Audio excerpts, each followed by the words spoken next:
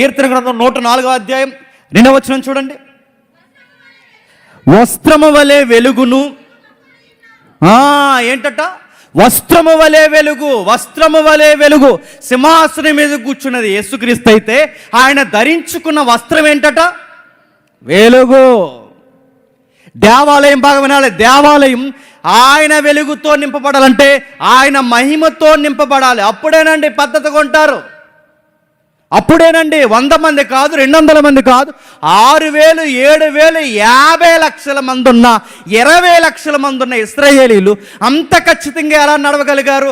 వాళ్ళు నడిపిస్తున్న దేవునికి ప్రథమ స్థానం ఇచ్చినంత కాలం పద్ధతి ఉంది, ఆయనకి ఇవ్వాల్సిన మహిమను ఇచ్చినంత కాలం పద్ధతి ఉంది. ఆయన మహిమను ఎప్పుడైతే దొంగిలించారో చిందరవందరైపోయారు. ఇక్కడ అదే మనకు నేర్పిస్తున్నాడు చూడండి. వస్త్రము అంటే ఆయన వెలుగును వస్త్రముగా ధరించాడు. దేవాలయంలో లేదా ఈ 6 రోజుల్లో లేదా మీ సంఘాల్లో మీ సహవాసాల్లో ఆయన వెలుగే నిండాలి. ఆయన వెలుగుతోనే నడవాలి. ఆయన వెలుగుతో మాత్రమే నడిపబడాలి. కానీ ఈరోజు అలా లేవు సభలో. ఎందుకు వెళ్తున్నారండి అంతమంది? అక్కడికైనా అడిగితే అన్నారట, ఫాగ్ లైట్లు ఆపి ఆన్ చేస్తారండి, బాగుంటాయి అని వెళ్ళారట. అక్కడికి ఎందుకు వెళ్తున్నారండి అంటే మ్యూజిక్ బాగుంటుందని వెళ్తున్నారట. అక్కడికి ఎందుకు వెళ్తున్నారా అంటే రకరకాల విషయాలకు వెళ్తున్నారు. దేవుని వెలిగేది. ఈ మధ్య ఎక్కడ లేనంత ట్రెండ్ మళ్ళీ స్టార్ట్ అయింది. ఎక్కడ లేని ట్రెండ్ ఎప్పుడో ఉండేది తగ్గింది, మళ్ళీ ఇప్పుడు నవతారం స్టార్ట్ చేసింది. ఆ తరం ఈ దరిద్రం ఏంటో తెలుసా? వాళ్ళు స్టార్ట్ చేసింది ఎక్కడ లేని భయంకరమైన డ్యాన్స్ ప్రోగ్రామ్ స్టార్ట్ అయిపోయాయి వర్షిప్ పేరు మీద. ఈ మధ్య ఎక్కువైపోయాయి. మళ్ళీ వాళ్ళు డ్యాన్స్ చేస్తున్నప్పుడు లైట్స్ ఆన్ చేయాలి, లైట్స్ ఆఫ్ చేయాలి. ఆ పొగ కింద నుంచి వదలాలి. అలాగా ఆ పొగ వెళ్తుండాలి, ఆ లైట్స్ ఆన్ అవుతుండాలి. ఎగురుతున్నారు. ఎలా ఎగురుతున్నారు? చేతులు ఎత్తుతున్నారు, ఇలా కచ్చిపులు తిప్పుతున్నారు, రకరకాలు. చూస్తున్నారుగా, పేర్లు అడగండి నన్ను. రకరకాలు తిరుగుతున్నారు. ఎవరంటే ఒక్కడి చేతుల్లో బైబిల్ లేదు, ఒక్కరికి పద్ధతి లేదు, ఒక్కరికి సరి అయిన డ్రెస్ కోడ్ లేదు, ఒక్కరికి సరి అయిన విధి విధానాలు లేవు. మరి ఏం చేస్తారంటే ఈ చెత్త డైరెక్ట్ వర్షిప్ చేయడానికి ఎగురుతున్నారు. ఎగరడం ఏంటి అంటే ఒక పద్ధతి లేదంటే వీళ్ళు అనుకుంటున్నారు దేవుని వెలుగంటే ఇదే అని. డ్యాన్స్ వేయడం దేవుడి వెలుగేంటి? దేవుడిచ్చిన పద్ధతి చెప్తున్నాడు చూడండి. ఇదిగో ఆయనతో నింపబడాలి, ఆయన వెలుగు ఉండాలి. నడుతున్నాను. దేవుని వెలుగున్న సంఘాలు ఉన్నాయా? అయ్యగారి వెలుగే ఎక్కువైపోయింది. ఆయన ఉంటే ఉంటారు, ఆయన లేకపోతే సంఘాన్ని ఎగ్గొడి తిరుగుతారు. ఆయన ఉంటే ఉంటారు, లేకపోతే ఆయన లేకపోతే ఒక పద్ధతి ఉండదు. అంటే నడుస్తాను. సేవకుడు వెలుగు ఎక్కువైపోయింది, సేవకుడు అంగం ఎక్కువైపోయింది. అలా ఎవరు ఉన్నారు? కొంతమంది పేర్లు అడగండి. ఆ సేవకుడు నడిచి వెళ్తుంటే ఆమె మట్టి తీసుకుని ఎత్తి మీద చల్లుకుంటున్నారు.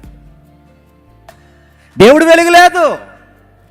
ఆ సేవకుడు కూర్చుంటే కంగారు నడుతున్నాను. సేవకుడే ఆయన, మనిషి ఆయన వయసుకి ఇవ్వాల్సిన గౌరవమి, ఆయన సేవకుడికి ఇవ్వాల్సిన గౌరవమి. కానీ అతి చేయకు.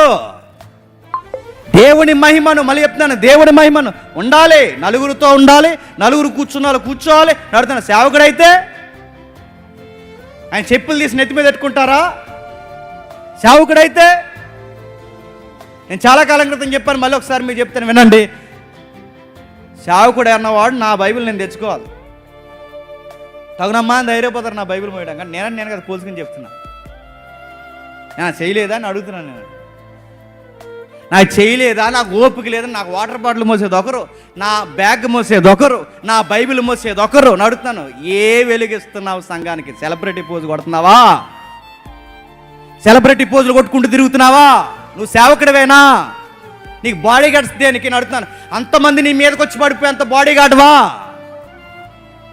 మిమ్మల్ని అడుగుతున్నాను. చాలామంది ఇది ఒక ట్రెండ్ అలవాటు అయిపోయింది. బాడీ గార్డులు ఎందుకు పట్టుకుంటారో చెప్పనా? జనాలు పడిపోతారని కాదు, జనాలు చూస్తారని. ఇంకో మేము ఒకటి ఉన్నాం, మమ్మల్ని చూడండి అని. బాడీ గార్డులు దేనికి? నడుము అడిపోయిందా? నేను అడుగుతున్నాను. దేనికి ఒక పద్ధతి లేదు, ఒక విధి విధానాలు లేవని అడుగుతున్నాను. మన వెలుగు ఎక్కువైపోతుంది సంఘంలో, మన అడావుడు ఎక్కువైపోతుంది సంఘంలో, మన సెలబ్రిటీ పోజులు ఎక్కువైపోతుంది సంఘంలో. అది తప్పది. మీరు దేవుణ్ణి కాదు, ఒకవేళ మీరు మమ్మల్ని అలాగే చూస్తే, ఇక్కడ ఉన్న సేవకుల్ని మీరు అలాగే చూస్తే, మీరు ఆరాధిస్తున్నది, మీరు వెలుగుతో నింపబడినది, మీరు దేవుని యొక్క వెనకాల నడుస్తున్నది, మీరు దేవుడి వెనకాల కాదు, మీరు దేవుడి కాదు ఆరాధిస్తున్నది. మీరు ఆరాధిస్తున్నది ఎవరినో తెలుసా? మమ్మల్ని. ఎవరిని నెత్తిమే పెట్టుకుని తిరుగుతున్నా తెలుసా? మమ్మల్ని. మీరు మమ్మల్ని ఆరాధిస్తే అడుగుతున్నాను, మీరు నరకానికి పోతారు, మేము నరకానికి పోతాం. మీరు మమ్మల్ని నెత్తిమే పెట్టుకుంటే మళ్ళీ చెప్తున్నాను, మిమ్మల్ని తొక్కుతాడు దేవుడు, మమ్మల్ని తొక్కుతాడు. గుర్తుపెట్టు. మీరు మాకు పెద్దపేట వేసినప్పుడు మేమైనా ఖండించాలి, మాకు పెద్దపేట వేస్తున్నప్పుడు మీరైనా ఇది తప్పు అని తెలుసుకోవాలి. ఈ రెండిట్లో ఏది జరగకపోయినా పద్ధతి మిస్ అవుతుంది, తేడా జరుగుతుంది. జరుగుతున్న సభల్లో దేవుని వెలుగు లేదు, జరుగుతున్న సంఘాల్లో దేవుని వెలుగు లేదు. అయ్యగారి వెలుగు ఎక్కువైపోయింది. లక్షల మీద ఫోటో వేయించుకోవాలంటే ఎంత భయమో, భయం వేస్తుందండి. నిజంగా నేను చెప్తున్నాను, వాక్యం అర్థమైతే. సభకు రాలేమని గుర్తుకు ఫోటో వేయడమే తప్ప, లేకపోతే అడుగుతాను ఆ ఫోటో కూడా వేయడం అడుగుతున్నాను, ఇబ్బందే. కొంతమంది చూస్తుంటే భయం లేదు, ఇది పెళ్లిసూపులకు ఇచ్చినట్టు ఇస్తున్నారు ఫోటోలు. చూస్తున్నారా కొన్ని చూస్తున్నారా? ఇంటర్నేషనల్ మీటింగ్లు మీరు చూస్తున్నారు లేదో? అలా ఆవిడ గారిది అయింది. నెక్స్ట్ ఇంకెవరున్నారు? ఇదంతా అడుగుతున్నా, ఏంటి ఇదంతా? ఎవడ వెలిగిది? ఎవరిని చూపిస్తున్నారు? ఇది మీ పిల్లలను చూపించుకోవడానికి, మీ జాగిలాలను చూపించుకోవడానికి, మీ యొక్క ఏదైతే ఉందో మీ యొక్క హవా చూపించుకోవడానికా? ఎవరిని చూపించడానికి? దేవుడి వెలుగు. ఒక అడ్రస్ కొరకు ఫోటో వేస్తామంటే అనుకోవచ్చు. నువ్వు అడుగుతున్నాను, రాజకీయ నాయకుడివా? దేవుడు చూపిస్తున్నాను. దేవుడు చూపించే వాళ్ళు లేరు. వాళ్ళ ఫోజులు కొట్టే వాళ్ళు ఎక్కువైపోయారు, వాళ్ళ నెత్తిమే పెట్టుకునే వాళ్ళు ఎక్కువైపోయారు. ఇలాగేమనంటే ఈ మధ్యకాలంలో మళ్ళీ ఫ్యాన్స్, రకరకాల రీల్స్ చేయండి రా. ఆ జేమ్స్ గడి వీళ్ళందరూ ఎక్కువ చేస్తున్నారు, ఏమో చేయండి రా అన్నారు. చెయ్యండి అడుగుతాను. మీ మక్కలు ఇరగొట్టడానికి దేవుడు రెడీ అవుతాడు. గుర్తుపెట్టి. ఆ పాస్టర్ గారు ఎవరో ఉన్నారు, నేను చెప్తాను నెక్స్ట్ డే ఎప్పుడో. ఆ పాస్టర్ గారు కొంచెం ఖండించాడు, ఇది పద్ధతి కాదు, ఇలా ఉండకూడదు, దేవుని వాక్యానికి మాత్రమే ప్రథమ స్థానం ఇవ్వాలి, దేవునికి మాత్రమే వెలుగునివ్వాలి, సంఘంలో ఉండాల్సిన పద్ధతి ఉండాలని ఖండిస్తే అచ్చి బూతులు తిడుతున్నారు. ఆ పాస్టర్ అనరాని మాట్లాడినట్టున్నారు. ఇదిగో ఇలా ఉండాలి, ఇలా ఉండకూడదని చెప్పినందుకు ఎన్ని మాట్లాడాలో అన్ని మాటలని ఆయన చాలా బాధ గురించి క్షమాపణ చెప్పించేశారండి ఆయనతో. ఒకప్పుడు వాక్యం చెబితేనట, నిజమే అలా లేము, తప్పు అయింది, పాస్టర్ గారు ఈరోజు నేరుగా మాతోనే మాట్లాడారు, దేవుని వాక్యం నేరుగా మమ్మల్నే గుచ్చిందని పశ్చాత్తాపడే ప్రజలు ఉండేవారండి. కామెంట్ చూశాను, భలే రాశాడు ఆయన ఎవరో కానీ. ఇప్పుడు ప్రజలు ఎలా ఉంటారో చెప్పనా? ఏదైనా గద్దించిన వాక్యం చెప్తే ఈ మధ్యకాలంలో పద్ధతి మా మనోభావాలు దెబ్బతిన్నాయా? ఏంటట మనోభావాలు? ఈ పదం ఎక్కడ వినేవాళ్ళం? రాజకీయంలో ఈ పదం ఎక్కడో సొసైటీలో వినేవాళ్ళం. ఈ మధ్యకాలంలో ఏదన్నా గట్టిగా ఖండించే మెసేజ్ చెప్తే లేవట చెప్పరా? మా మనోభావాలు దెబ్బతిన్నా, మీరు క్షమాపణ చెప్తారా చెప్పరా? చెప్పం అని అడుగుతున్నాను. చెప్పం నేను దిక్కున్న కాడ చెప్పుకొని అడుగుతున్నాను. చెప్పం. దేవుడు సేవకుడు ఉన్నది ఎవరు తెలుసా? దేవుడు సేవకుడు ఖండిస్తాడు, గద్దిస్తాడు. ఇచ్చే పదవంతి కాదు, నీ ఇచ్చే డబ్బు కాదు, మీ యొక్క టాలెంట్ కాదు, మీ వరాలు కాదు, నీ బతుకు కావాలని అడుగుతాడు సేవకుడు. ఆయన దేవుడు నిలబెట్టింది అందుకు. ఆయన దేవుడు నిలబెట్టి వాడుకుంటున్నది. అడగొద్ది అంటే అడుగుతాడు. పద్ధతి లేకపోతే పద్ధతి నేర్పిస్తాడు. ఇలా ఉండాలని కొన్ని మాటలు చెబుతాడు, ఇలా పాడాలని కొన్ని మాటలు చెబుతాడు, ఇలా ప్రసంగం చెప్పాలని చెబుతాడు, ఇది ఇలాంటి డ్రెస్ వేసుకోవాలని చెబుతాడు.